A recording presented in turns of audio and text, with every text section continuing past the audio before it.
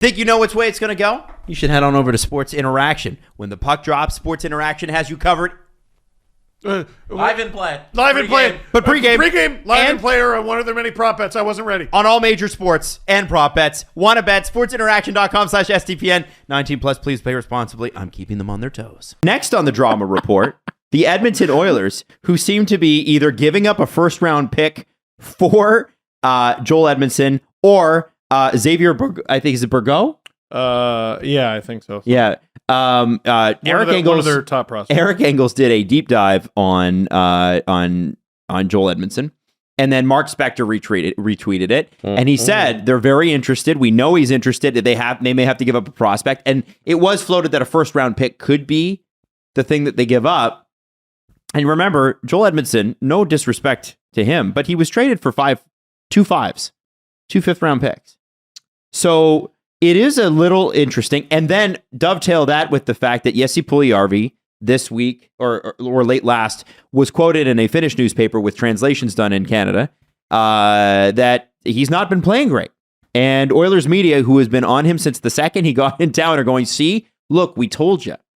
Mm-hmm. Now, Oilers fans on Twitter couldn't be happier. Oilers fans on Twitter have been saying, well, wait a second, but he was good last year. No. Isn't it somewhere in between? On the drama report. I don't know why you can't just see what you're seeing and not what you expect to see. You know what I mean? Mm-hmm. You know? Listen, with the Marner quote earlier, I'm getting dunked on. Imagine if I was still like, yeah, but he's bad. He's not what this team needs. He's swaggerless. Here's the one you do. You wait till the playoffs. Yeah. Wait till the playoffs. He'll disappear. And I say that to... That's what they would say. I say that for the next 5 months, like every other super interesting person. Yep. With original thoughts. Like, no, I'm going with the evidence of my eyes and ears. Holy shit, he's out of the solar system right now. But Puljujarvi was good, and they said he was bad, and now he's bad, and they're like, see, he's bad. And I think that's bullshit.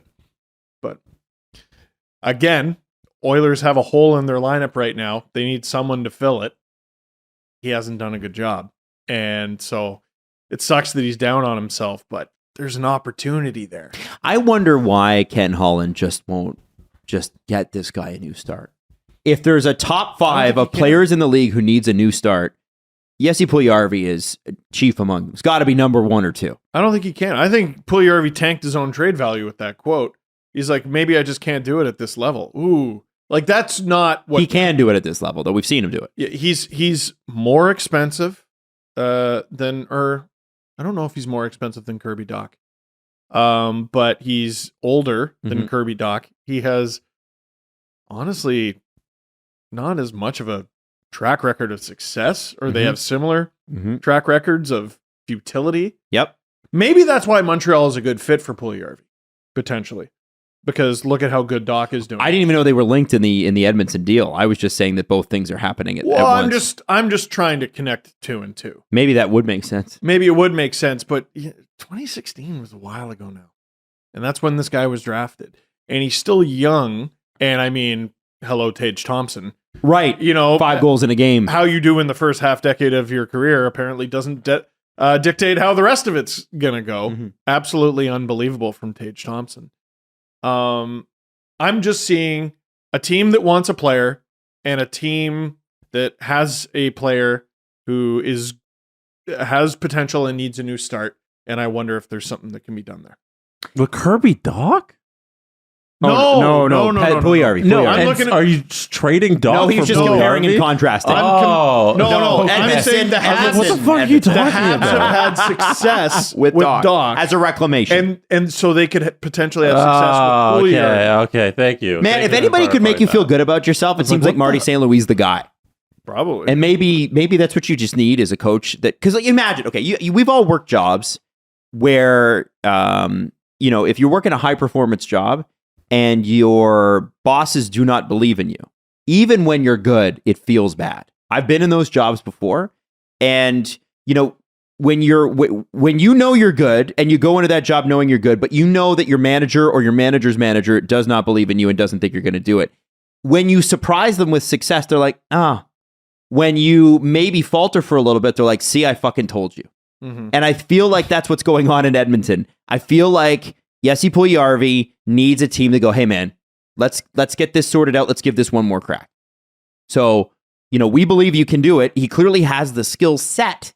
Can he put it together on the ice? And that's not always the case. Yeah. Maybe, what would be really interesting? I've been wondering this. The Oilers need like a power forward, right? Before Kane comes back, right? Or They ideally need a want Vander to. Kane and some defense. Yeah. So Kane will come They back. need team defense however they get it, whether it's on the actual back end itself or someone up front. They've also figured out their goaltending. Stuart Skinner has been really good in the last few games. So my question is, and this Edmonton's probably not the team because the contract value is too high, is for me, a guy that also seems to need a different start, but in Montreal, since we bring them up, is Josh Anderson.